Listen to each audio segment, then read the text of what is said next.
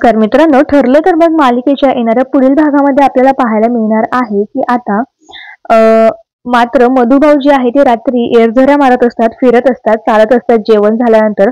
त्याच वेळी मात्र आता त्यांना सायलीकडे रात्री जायचं असतं, कारण त्यांना खूप ऍसिडिटी झालेली असते. त्यांना गोळी घ्यायची असते, त्यांच्याकडे गोळी नसते, त्यामुळे ते सायलीला उठवण्यासाठी जातात.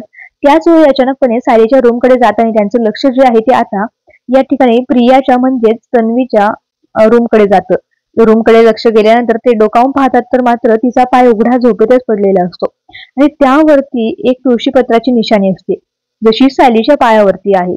आता मात्र प्रियाच्या पायावरती त्यांना दिसते, त्यावेळी मात्र त्यांच्या डोक्यात क्लिक होतं की ही मुलगी काहीतरी बनावटी प्रयत्न करत आहे, काहीतरी हिच्या डोक्यात चाललेलं आहे असं त्यांच्या लक्षात येतं. आणि मात्र मधुभाऊ विचार करत असतात, तर मधुभाऊ आता येणाऱ्या पुढील भागामध्ये काय होईल, हे सत्य काय येईल ते बाहेर, हे सगळं बघणं रंजक असणार आहे. पण तुम्हाला मालिका आवडते का, कमेंटमध्ये कळवायला विसरू नका. धन्यवाद.